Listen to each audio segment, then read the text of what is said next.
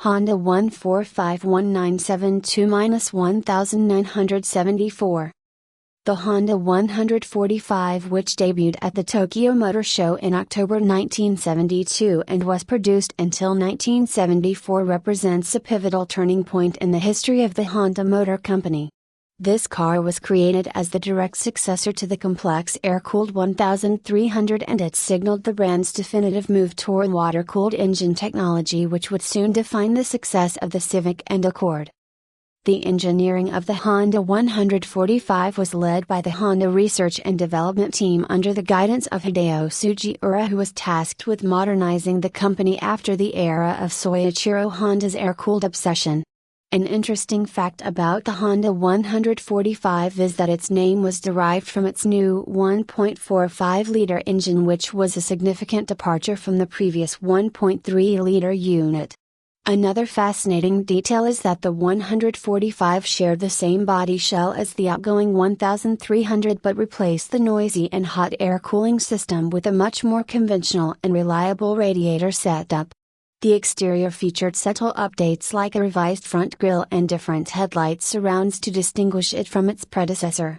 Because the 145 was only produced for a short period of roughly 2 years, approximately 25,000 units were manufactured across both the 4-door sedan and 2-door coupe body styles.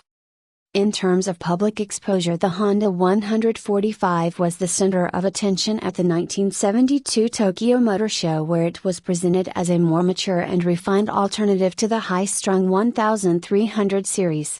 While it did not have a major career in professional racing, it was widely used in amateur club events and gymkhana competitions across Japan, where its improved front-end weight balance made it easier to handle than the air-cooled models. Owner reviews from the mid-1970s often praised the car for being much quieter and easier to start in cold weather, but some driving enthusiasts missed the raw and aggressive power delivery of the older Series 9 engines. Because the Honda 145 was a transition model, it suffered from a few specific mechanical issues. The most common parts to fail were the early water pumps and the cooling fan thermal switches, which were relatively new components for the Honda engineering team at the time. The 145 Phi model, which featured mechanical fuel injection, was particularly notorious for being difficult to tune and prone to fuel leaks at the injector seals.